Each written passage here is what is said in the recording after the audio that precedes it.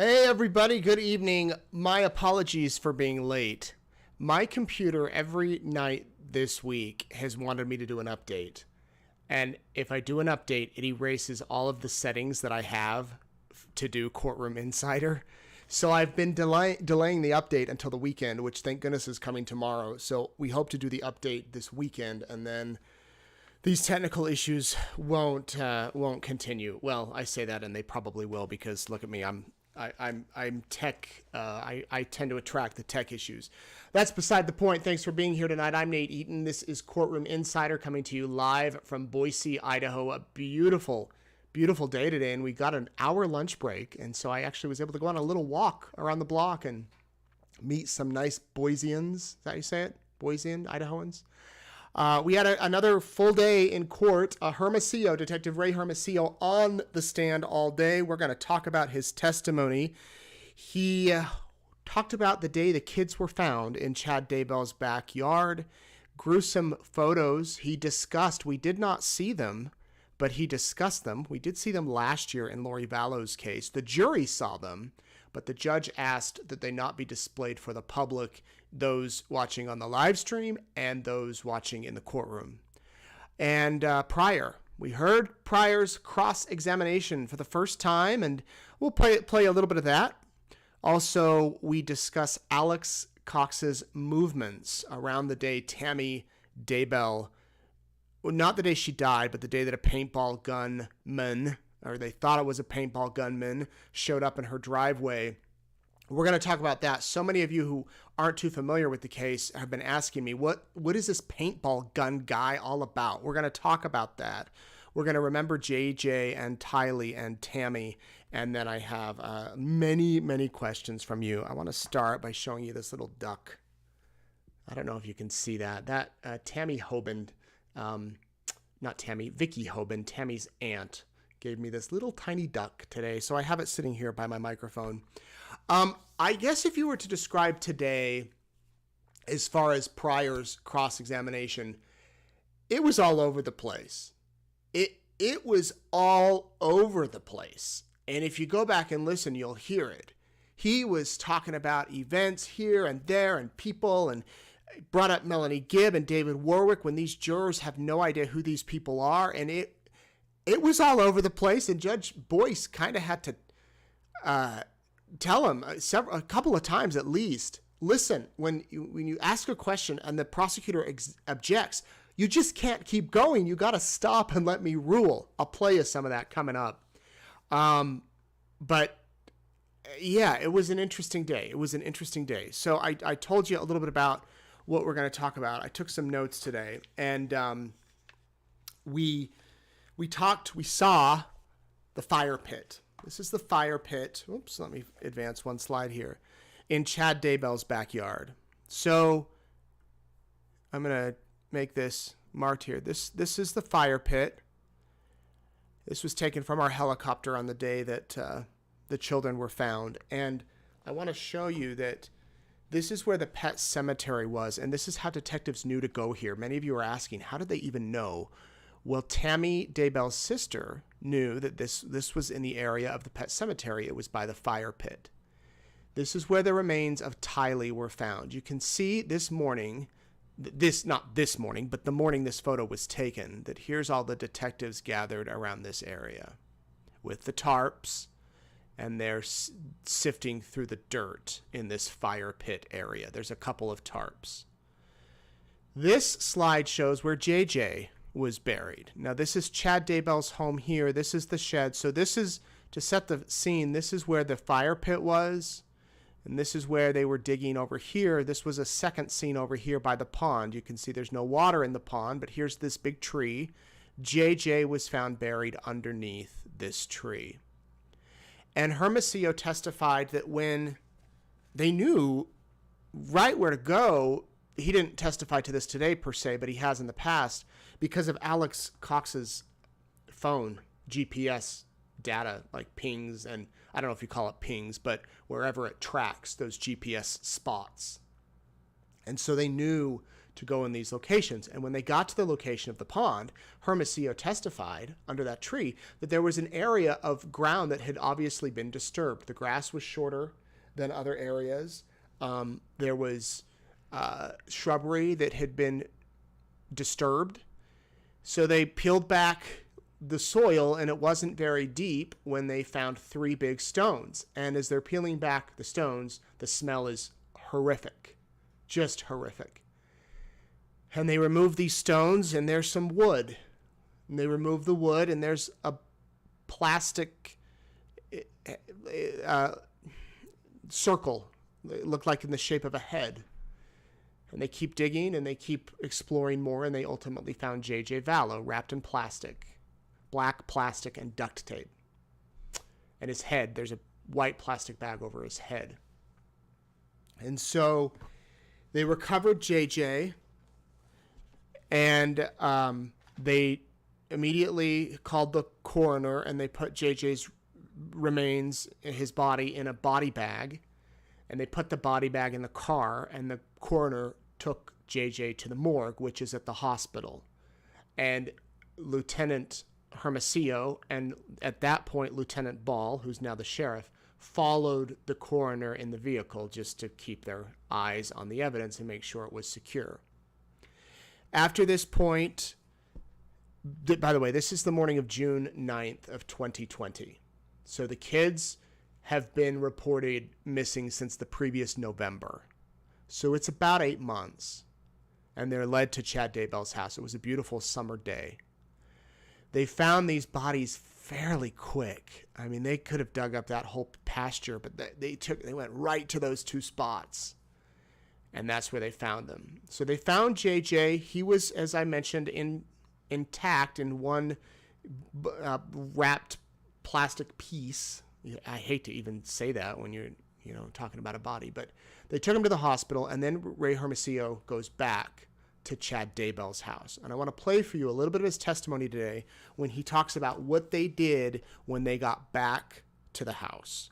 When you got back to the residence, did you observe another burial site being looked at? I did. Where was that located?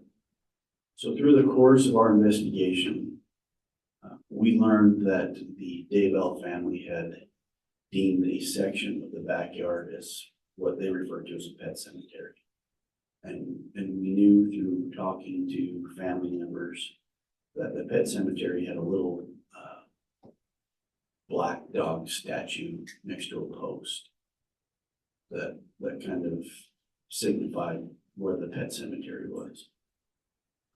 And so when I returned back from dropping JJ off at the morgue, I observed ERT digging in the pet cemetery area. And did you aid in that excavation? I did. What did you personally do? ERT began taking off top layers of soil in this specific area in the pet cemetery. Once they began to again see wet soil start to protrude through the dry soil, they slowed down, and we got on our hands and knees and began excavating that by hand. And by hand, did you use tools to do that? We did. They had small tools that we could use, trowels, like paintbrushes, things of that nature. Approximately what time of day was this?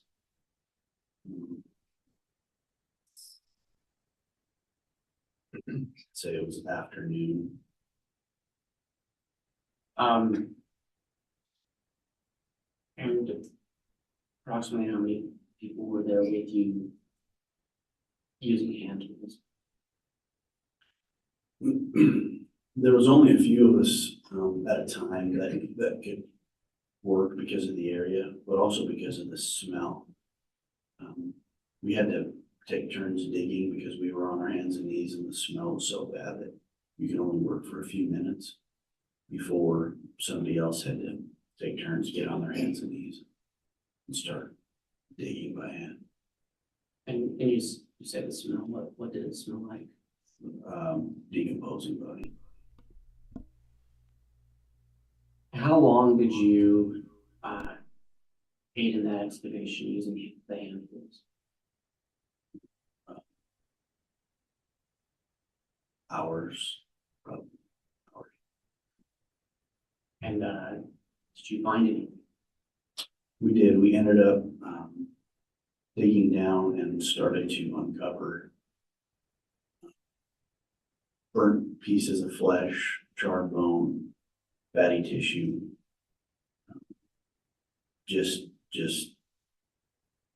and I apologize for the lack of better words, but globs of burnt flesh starting to protrude through the dirt.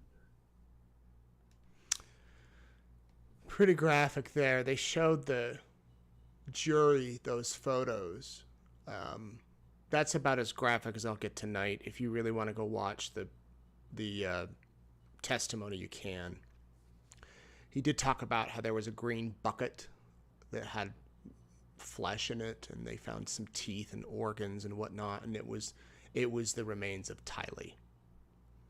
And they put them all on a tarp, and I imagine there was some weight of the dirt, and when they put it on the tarp and lifted it up, the tarp broke.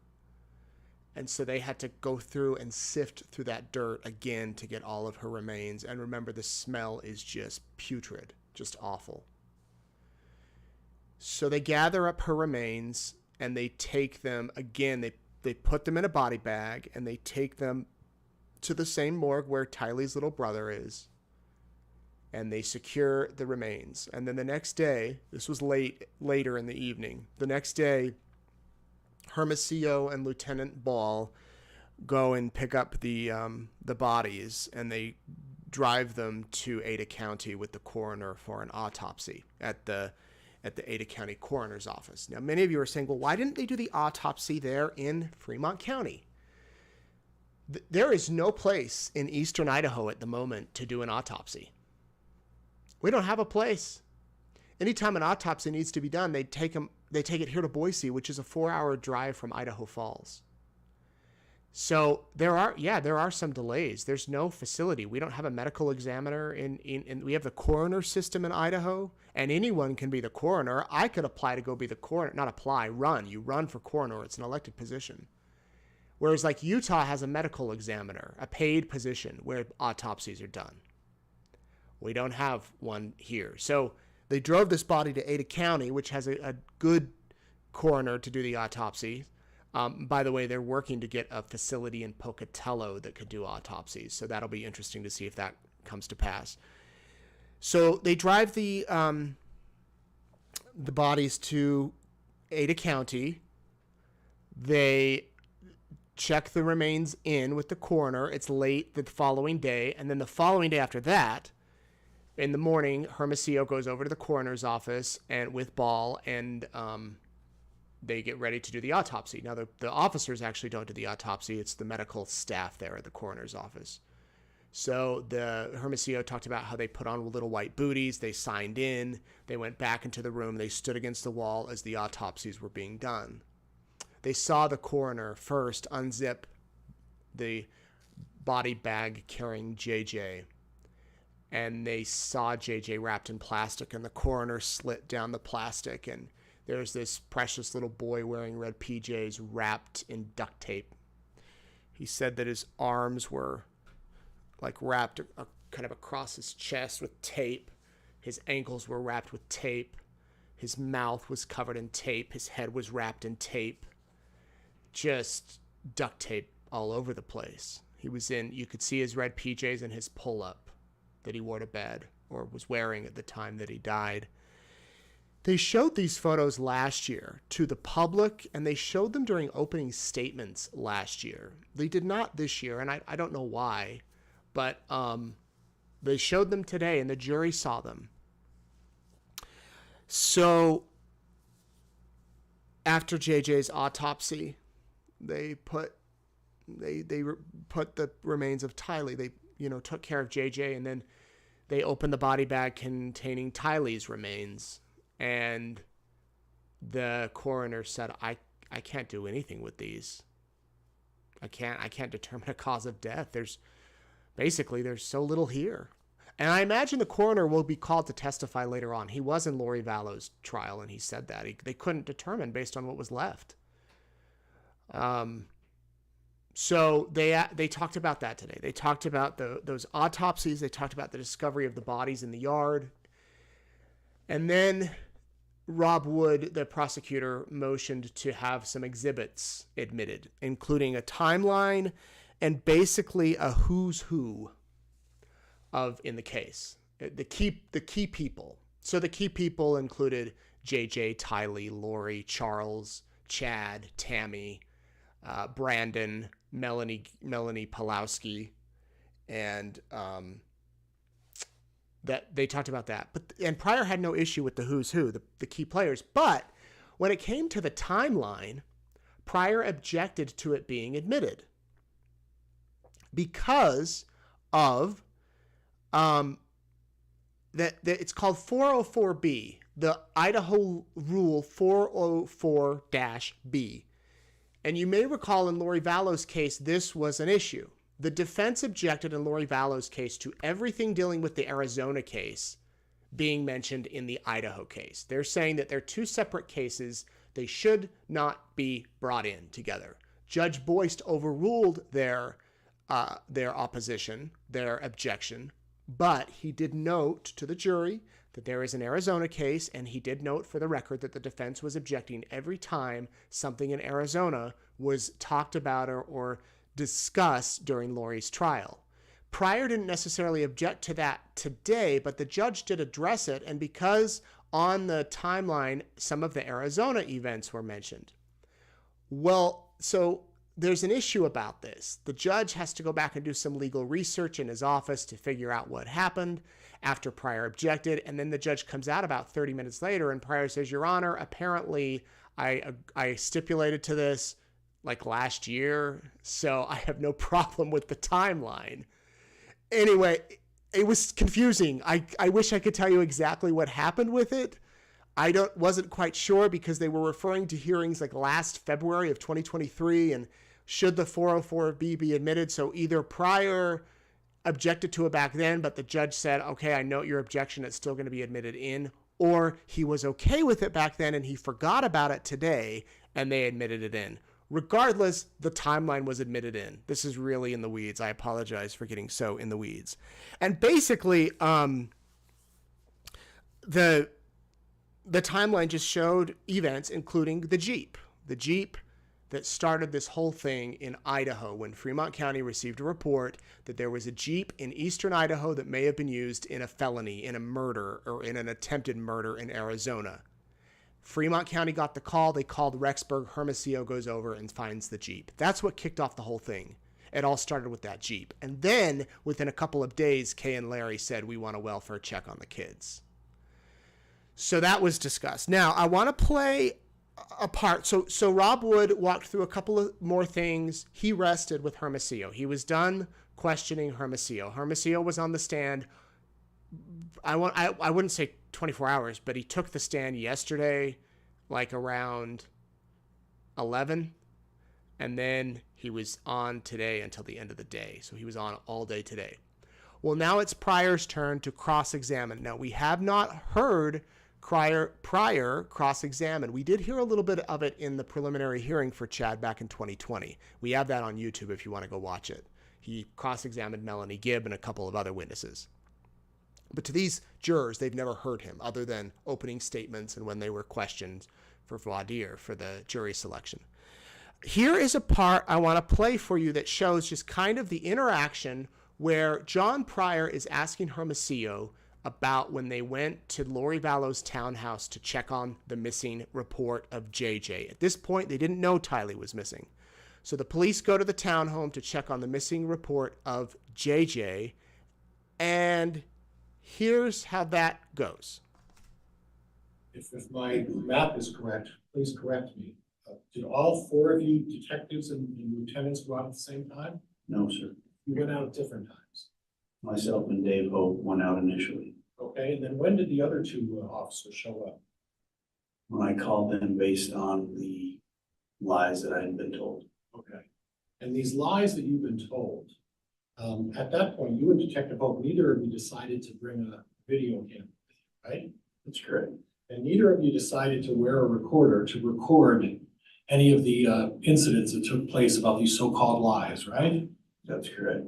And nobody took out their phone and recorded it or made a video or audio recording of the discussion with Mr. Daybell or Mr. Cox on November 26, 2019, right? That's correct. And even after you said these so-called lies, even after you discovered that, Mr. Daybell apparently told you something that you didn't think was true, at that point, did you instruct any of the officers who were coming to aid you? Maybe it's a good idea we should bring an audio with, or a video camera with us, or a mic to record some of these statements, because I have some concerns. Did you think That's about not that? information. We did that, sir. Hold on. Okay. I'm going with that. There was an objection. I'm sustaining the objection. So, strike the answer. You can ask another question, Mr. Prior. And it was Detective Stubbs who had the video cam, is that right? That's correct, sir. And that was when you video cammed Miss Vallow, about when you had contact eventually with Miss Vallow, is that what the video camera that you're talking about? I didn't have contact with Miss Vallow. Now, I'm a little confused about something. And maybe you can clear this up. You said that you asked Mr. Daybell first about whether he had Lori Vallow's phone number, correct? No, sir, I didn't contact Mr. Daybell till after I contacted Alex Cox. Okay. At some point, did you ask for Lori Vallow's phone number from Mr. Daybell? Yes, I did. Okay. And at no point did you ever make a threat to him saying you're going to turn this phone number over to us, right? No, sir. At no point did any other officer walk up to him and say, if you don't turn this phone number over, you're going to get yourself in a lot of trouble. That never took place to your knowledge, right? That's correct. Okay. But then after that, you're saying, at first he said, I'm not going to give you the phone number. And then out of the blue, he decides to give you the phone number. Objection misstates the facts and evidence. Okay. Then subsequent to that, he Hold on, decides, Mr. Prior. When there's an objection, I'm gonna rule on it before you launch into another question. So the objection is sustained. Okay. I apologize if the audio is bad. Again, that is beyond us. That is the court audio. I do believe it was better today from what I've heard. I'm in the courtroom, so I don't know. But they did make some tweaks, and we tried to boost the audio on our end. But for those that may have missed that exchange, what Prior was trying to prove or ask about is when the detectives first went over to the apartment to do the welfare check on JJ, and they saw Chad and Alex, why didn't he record? Hermosillo testified yesterday that detectives normally don't wear body cameras. They have like one body camera for the entire unit. Normally when the detectives do interviews, it's at the police station, which has cameras set up. Patrol officers all have body cams. So he didn't have a body camera on. So that's when Prior is like, well, on all of your detectives out there, none of you recorded. You didn't pull out your phone to record. You didn't have a voice recorder. And Hermosillo said no. The reason Prior's asking is because Hermosillo said Chad lied to him. He said when he showed up, he said, do you have Lori Vallow's phone number? Alex said he didn't, and Chad said he didn't. But the Hermosillo and the detectives knew Chad was married. So Hermosillo pushed a little and was like, what, you mean you tell me you don't have Lori's number? And eventually Chad gave him the number. So that's where Prior is trying to poke holes in the fact of, well, why didn't you record? And how do you know he lied? You say that Chad lied to you, but we don't know. I mean, that's your version of events. So that's kind of where he went. Now, I'm going to be honest. It was hard to choose what to talk about tonight based on what Prior did in his statements, because he was all over the place. And it was hard to follow for some. It was here and there and here and there and all over, and no kind of train of thoughts. Well, maybe there was a train of thought in his mind. I don't know. Just as an observer, it was hard to follow. But he brought up a post that Tammy made. And I want to talk to you about the paintball incident. And I'll start with this. This was a Facebook post. October 9th.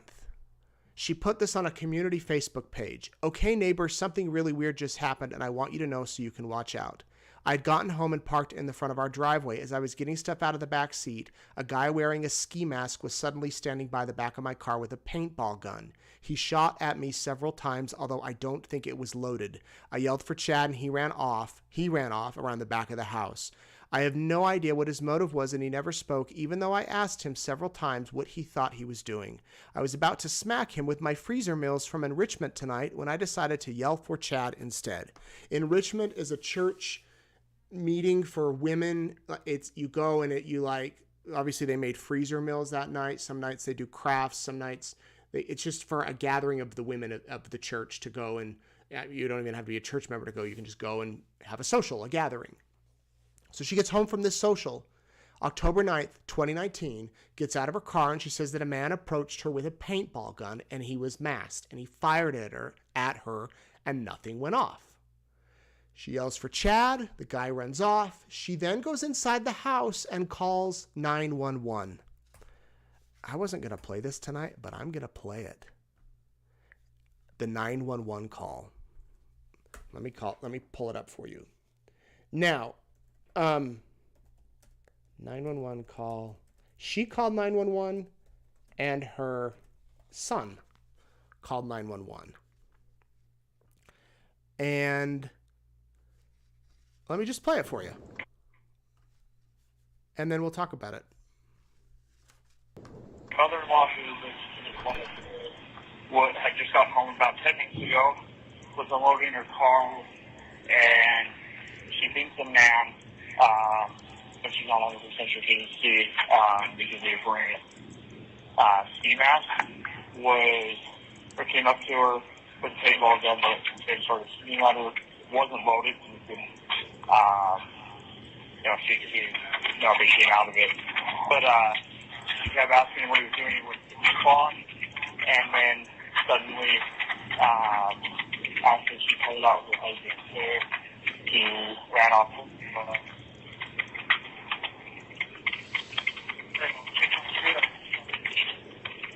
Okay, what's the address? Are you there? Hello? Are you still there? Yeah, can you hear me? Okay, now I can hear you. What's the address? It's 199 North, 1900 East, Rexbury, Idaho, 83440. That's my address. She lives in the corner. I don't know what her address is. Okay, I need her address. What's her location? I think it's 201, I think is her address. 201 North 1900 East? North, yep. Does she know which direction he ended up running? He headed east, back behind their house. Okay, and... By the way, I believe that this is Tammy Daybell's son-in-law calling 911. It's her son-in-law. I just know that.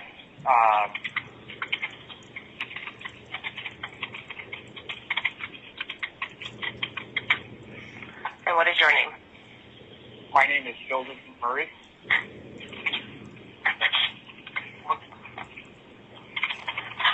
Okay, is this a good phone number for you? Yep. Okay, I am sending a deputy out to your mother's home. All right, thank you. You're welcome. Bye-bye. Bye-bye.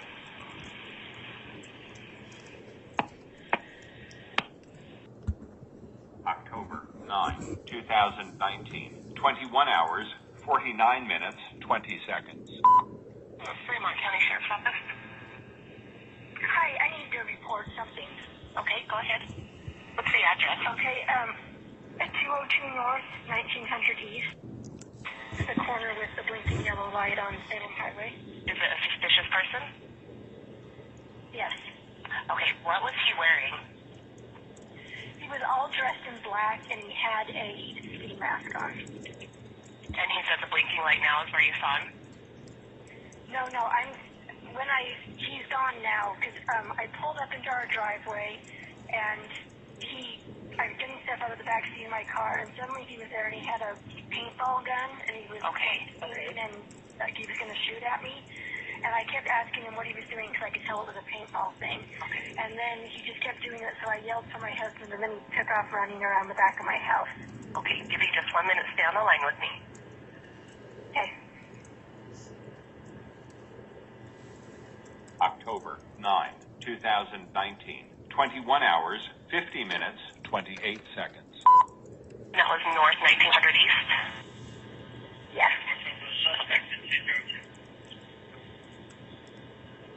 October 9, 2019. 21 hours, 50 minutes, 43 seconds. In what direction he was going? He went behind my house, and it's so dark out here, and I just went in the house and got my husband and son, and then they went out and looked, and he was long gone by then. So he was on the north side of my house, is where he went to get away. Okay. He didn't say anything, or he just kept like he was holding the gun like he was, had a rifle and just shooting at me. So, but nothing came out of the gun either, so I don't think it was loaded. Okay, and what is your name, ma'am? My name is Chad Daybell. Okay, I will pass your information on to my deputies. We actually just had a previous call about this individual, so they're out in the area looking now. Okay, yeah, I think it was my son-in-law who lives diagonal from us that called you guys already. Oh, I okay. just wanted to make sure it got reported. So.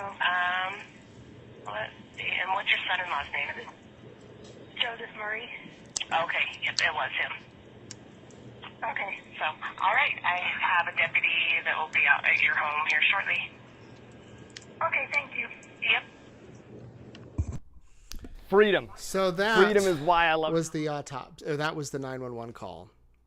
Can you imagine, like, what if that gun would have gone off? I wonder where we would have been. Now, that was October 9th, so the children had been dead for at least a month in Tylee's case and a couple of weeks for JJ. Tammy didn't know that right there in her yard, 50, 100 feet from her back door, there were children under the ground. And now this masked gunman who she thought had a paintball gun, but it really wasn't, was at her door trying to kill her. Notice that she called 911, Chad did not, and her son-in-law, who lives across the street, called 911. So then she does this Facebook post, and Prior asks Lieutenant Hermosillo to read the post. But the problem was, it does not appear Prior knew where this message was posted. He originally said, well, I'll play it for you, that it was an email to all the women at the Salem 3rd Ward, which is the church congregation in that area at the time. But this wasn't an email. And Rob Wood calls him on it. He objects. This is what happens. This is a email from Tammy Daybell to her friends in the Salem 3rd Ward of her church. Okay? And would you start with the word something and read the email to me? Something really weird just happened. I want you to know so you can watch out. I'd gotten home and parked in our front driveway. As I was getting stuff out of the back seat, a guy wearing a ski mask suddenly standing at the back of my car with a paintball gun. He shot at me several times, although I don't think it was loaded. I yelled for Chad and he ran around the back of the house. I have no idea what his motive was, and he never spoke, even after I asked him several times what he though. Okay. So, and do you see the date on this email?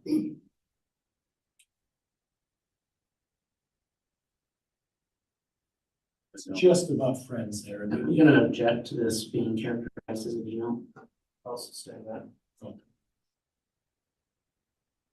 Do you want to clarify, Mr. Prior, what type of communication it is? Well, it's a communication to the friends of the church, and I think it's a text message.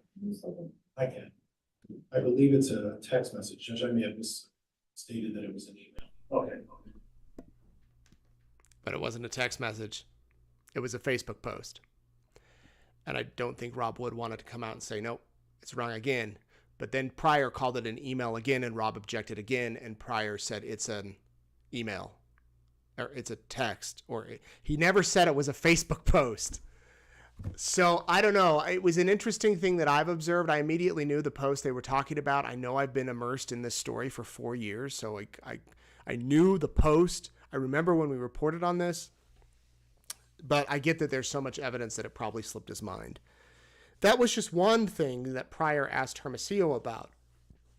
Then he asked about Hermosillo's thoughts on why Tammy may have thought it was a paintball gun, but was it really a paintball gun? And Hermosillo said he didn't believe it was a paintball gun. He believed it was an AR-15 that malfunctioned because Alex Cox did a bunch of research on the internet, on Google, about how does an AR-15 work in the cold?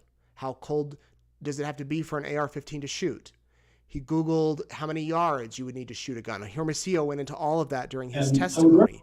And then he talked about the Dodge Dakota truck that Tammy was getting out of, that the shooter was Alex Cox, was approaching.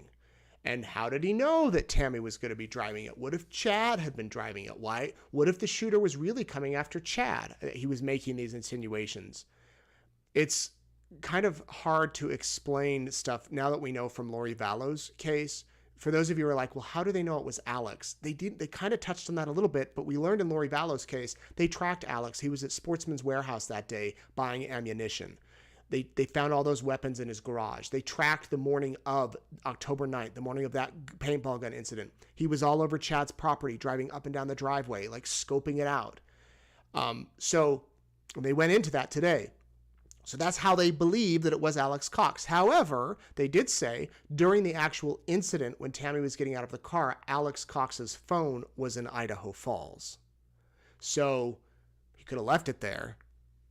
We don't know. But it was not there in the area of the home that particular night. So many of you are saying, well, how in the world would nobody have heard Tammy scream? What about her neighbors? What about, like, you pull in the driveway and no one would have seen this masked gunman running through the street? Believe me, I showed you the pictures earlier yesterday of the area. This is a remote area. It's October. It's late. It's dark. There's not street lights. I think there might be one there on the corner, and for someone to scream, you'd have to be outside most likely to hear them. And even if that, you wouldn't. It's not like our neighborhoods where, if I pull in my driveway and I scream, I have 6 neighbors all around me who are going to hear it and one that lives behind me. That wasn't how it was here. And also, a masked gunman comes up. Everybody has a Ring doorbell now. They're going to see it. Well, Alex could have easily run. They said he was running away in a particular direction, and there's no Ring doorbells out there, and unless or at least at the time there wasn't. So Hermosillo's asked about the truck, the Dodge Dakota. He's asked about Alex Googling stuff. He's asked about the California trip that Chad took with his kids to Knott's Berry Farm right after Tammy died. Lori went on that trip. Then he went on a trip to Hawaii. We know about that. And then Prior brings up Melanie Gibb and David Warwick.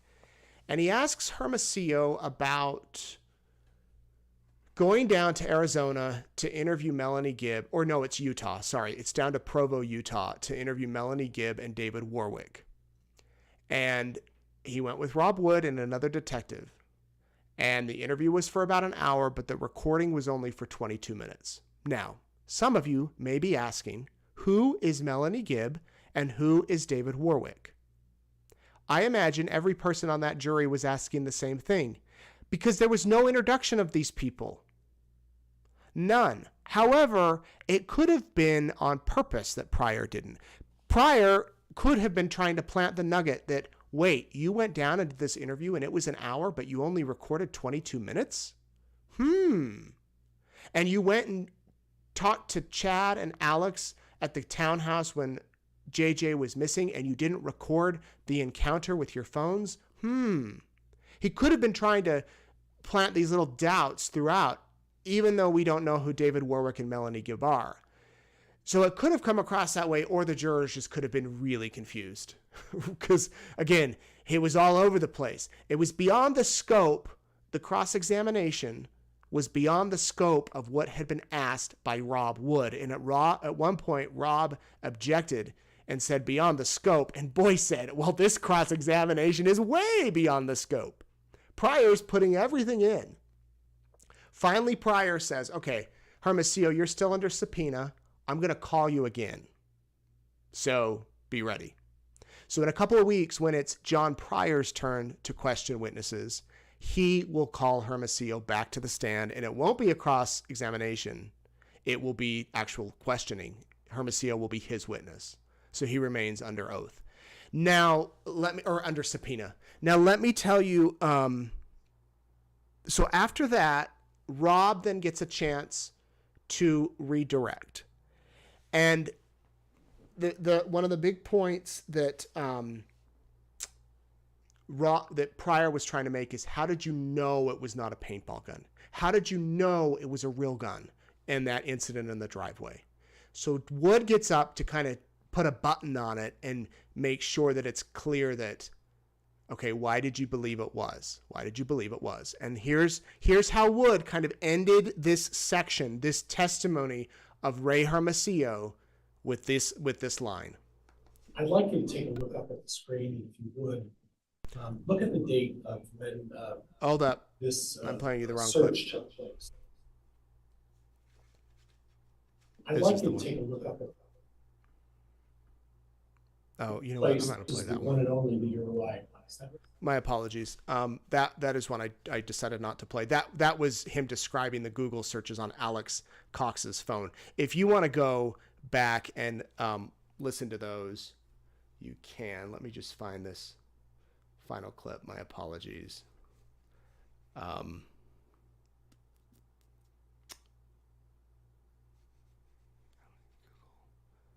Okay, I think here we go. Found it. This is how it ended, with Rob Wood talking about the paintball gun and why Hermosillo believed it was not a paintball gun. On October 8th, the night before we believe Tammy was shot at, Alex is Googling drop yardage from 300 yards to 100 yards,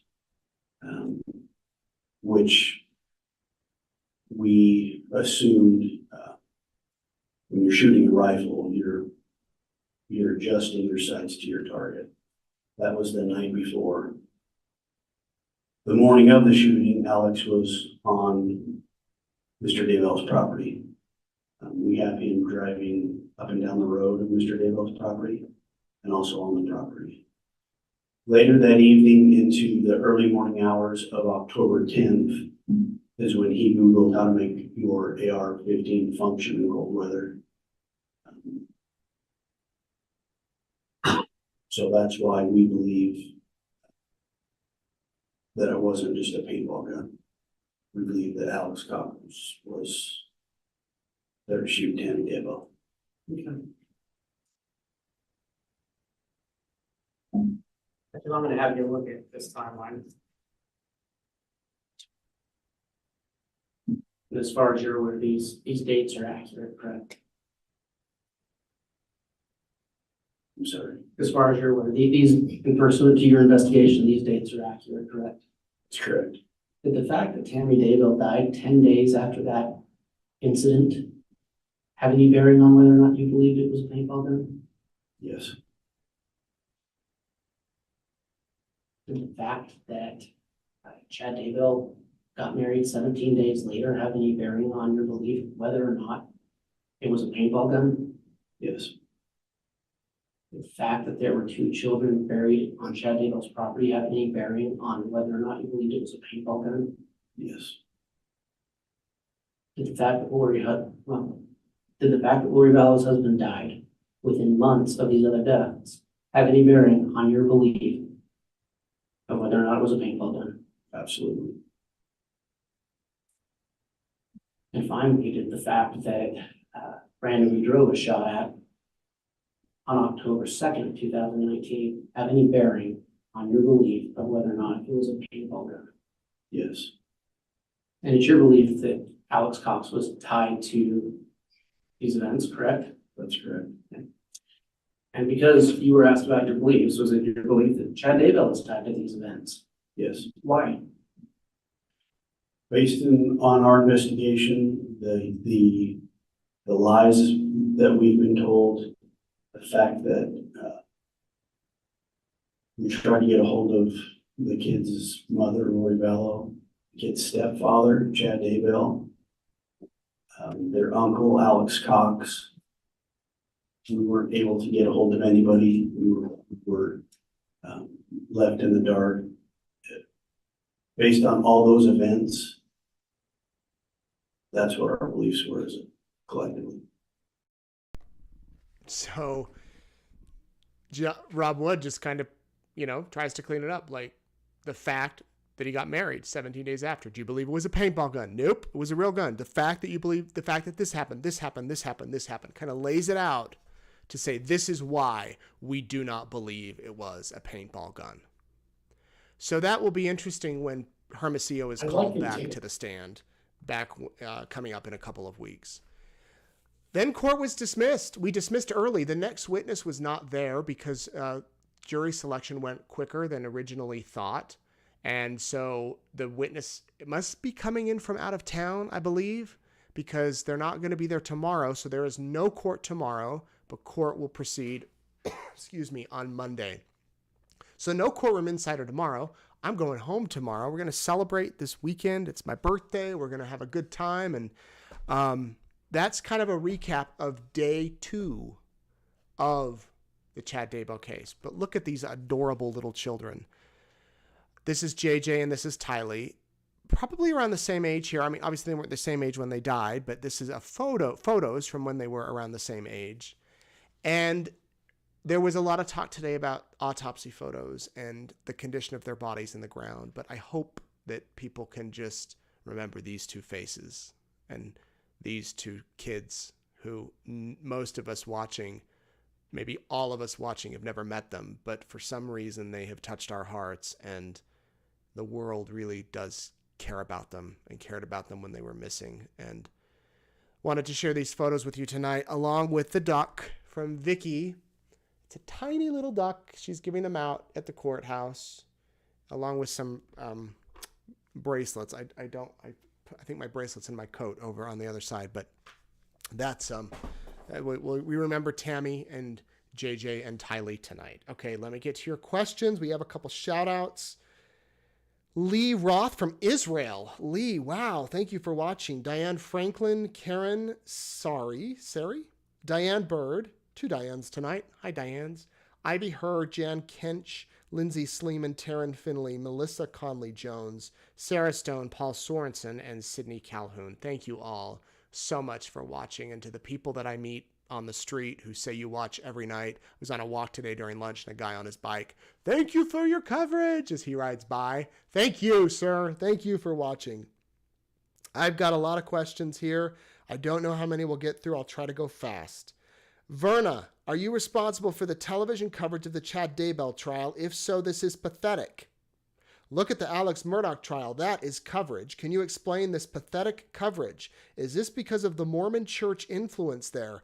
I am protesting. Surely there's a local cameraman in the area. This is worse than home videos, and the audio is worse. Well, Verna, I am not responsible for the cameras, and neither is the Mormon church. The judge ordered that court equipment would stream the cameras and the audio. We have no control over it. I wish we did. I have spoken with television networks that make gazillions of dollars every year, and they have offered to put cameras in the courtroom for free. We would put cameras in. We give them to the county, the city, whatever. But they've said no. They want it done this way. The judge wants it done this way. Hopefully the audio is better today. I know it's a pain, and yet so many of you are saying, how come last year the audio was so much clearer? How it worked last year is there were no cameras at all. At the end of the day, we had to file a request with the court, and they would then send us the audio file from the day. It was kind of a pain because you'd get 6 hours of audio. I'd then go through it all to find some clips for you, and then we would post it all on YouTube. It was like nonstop. So that's how it is this morning. And Verna, you can protest. I don't know what more. There are plenty of good local cameramen. I've worked with them in the area, and women who would be happy to shoot this trial. Next question. Do you have anyone helping you take notes, make posts on social media, and the live updates on the East Idaho News website, or are you doing it all simultaneously while you watch the trial? Seems like a lot of work. Is there a large team working on this with you? No, there's not. Well, I should say there are a couple of people. There's someone back in our newsroom running the live stream. Normally that's Jordan or Nate.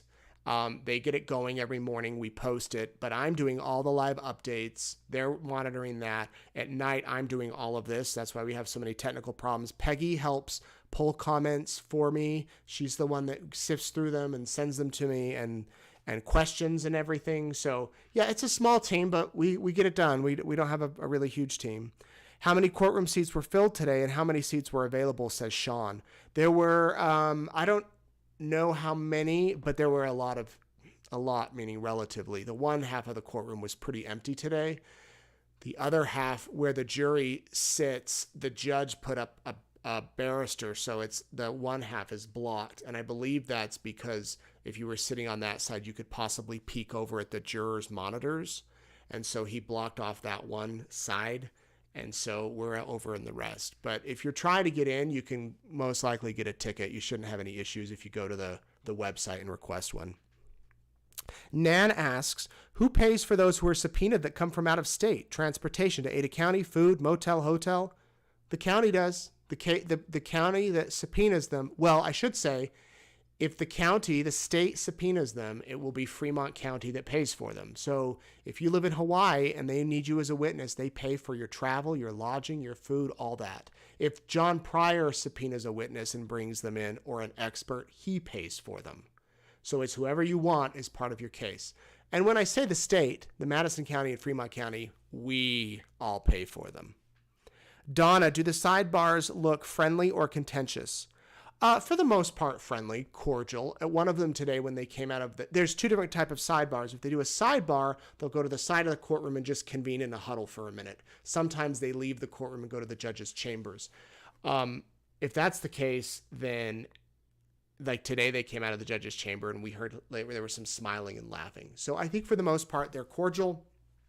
I haven't been in them to see how heated they get. I'm sure some get heated, but for the most part, the attorneys get along, and we'll see them chatting with each other, during the breaks.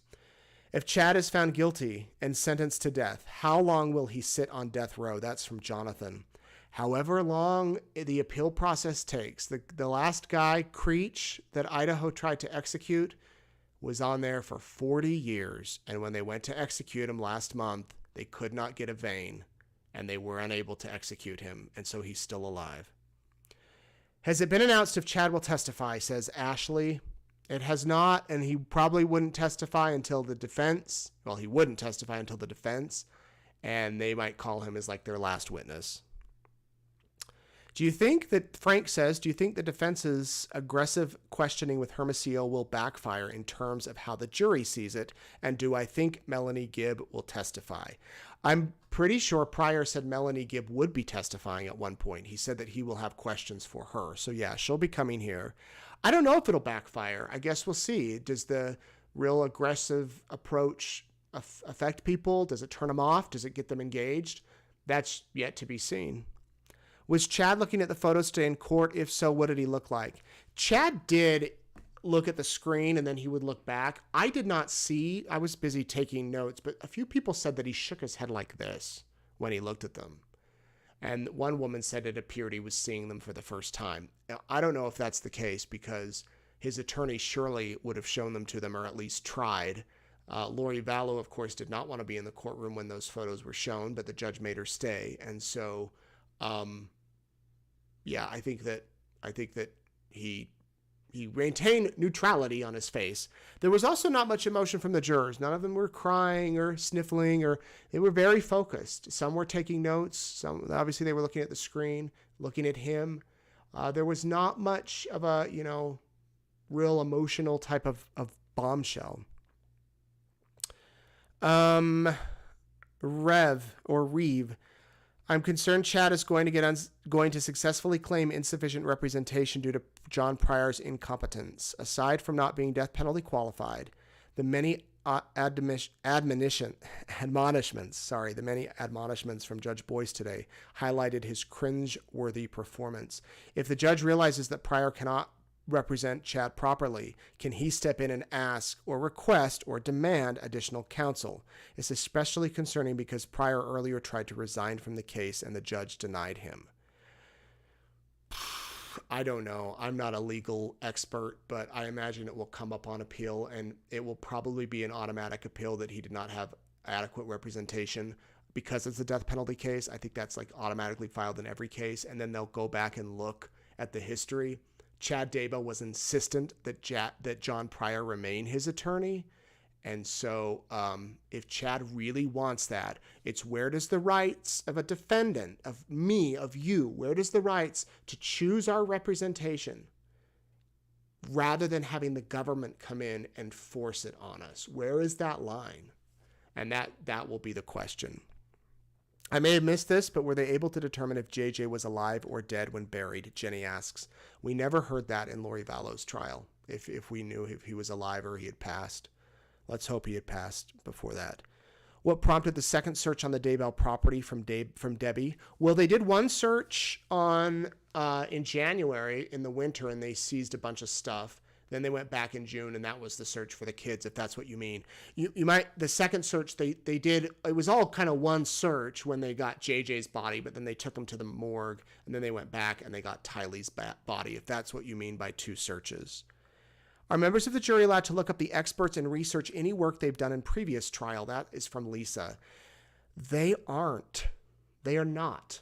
They're not supposed to look up anything on the case, anything about experts, nothing. But what they can do, what the prosecutor will do is, let's say I'm getting called as an expert. Tell us your name. I'm Nate Eaton. What do you do? I'm a reporter for East Idaho News. How long have you been reporting? I've been reporting 18 years. What do you normally report on? Where did you go to school for journalism? What are some stories you've covered? They will let the expert build their resume and really testify as to why they are the one to be there, why they are qualified to be the quote-unquote expert.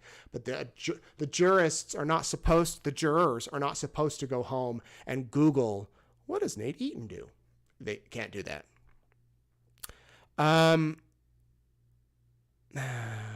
When Prior plows through a question and does not wait for an objection happens, what kind of punishments or restrictions can he have if he continues? I don't know if he will necessarily go after. I don't think the judge will fine him. I mean, he could. The judge, if he keeps doing it, the judge could be like, you have to listen, stop.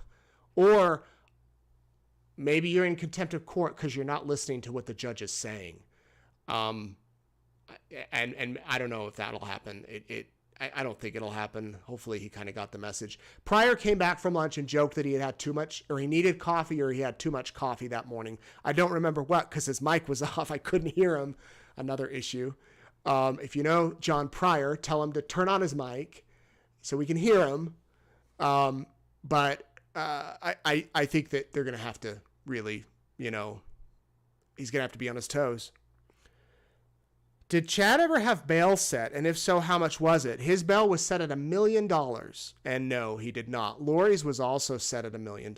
And she did not post it. They tried. And it came out in Chad's trial that they tried, or it came out at her trial. They went to Chad's neighbor asking for it. I know that they reached out to family members in Utah saying, can you please help post bond? And bondsmen, I talked to a bondswoman that they contacted, and she said they wouldn't secure it, they wouldn't post it. So they tried. But as far as Chad, I don't think his children may have tried to get him out, but $1 million, that's a lot. Why do deputies guard the gallery when the lawyers and judge have a sidebar? Is the audience more at risk during sidebars? No, it's not necessarily that. The bailiff moves to the front where the gallery is, I think more as a way to protect Chad, so that they block it while the attorneys are there, just to be sure that no one walks into the gallery or rushes into the gallery. Remember, a few months ago, there was a case in Las Vegas where the defendant jumped over the table and attacked the judge. So the bailiffs are always kind of on guard. And then I've noticed when they show the exhibits on the screens, the graphic ones, a bailiff is now coming over and standing in front of the jury and blocking the kind of the view of where the public might be able to look over and see the screens. So, okay, last question. Oh, I think I already asked that one. Oh, CrimeCon has advertised that Lori, this is from Lorene, will start her trial on August 1st. Can you confirm this? I think you mean her Arizona trial. That does sound right. That's the date they're saying, but I doubt it's going to be ready by then. I think that they put that on the calendar, and they have admitted that the attorneys down there in Arizona that this is a complex case, and so it's going to take some time, and that's what they have to do. I do want to go back. One of you asked about the jurors researching the experts and whatnot. The jurors don't do that, but believe me, the attorneys would have to. And in fact, they probably do opposition research. So Prior the other day, they know who the witnesses are going to be, or the possible witnesses. We don't, because the list is sealed. The defense knows who the prosecutors are going to call. The prosecutors know who the defense is going to call. They're going to do opposition research on all of those witnesses because they're going to want to poke holes in as much testimony as they can. So John Prior has a private investigator who's in the courtroom every day. Lori Vallow had a private investigator who was in the courtroom every day. The prosecutors have investigators, and they have a team of people.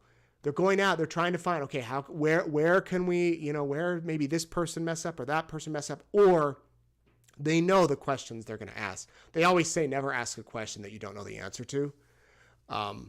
So that's kind of how it works.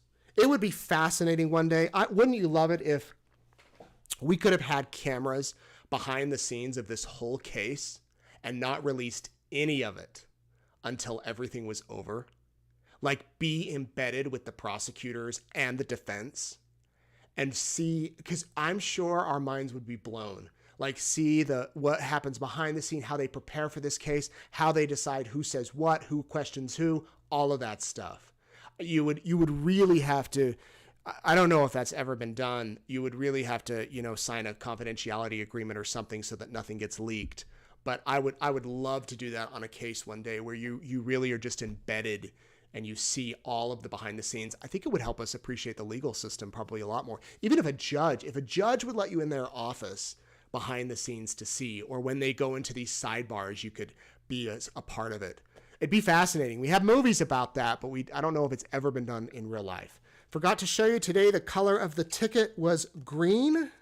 We had orange yesterday. Today was green. You can't see it in the light, but it's April 11th, 2024. It is Rob Wood's birthday.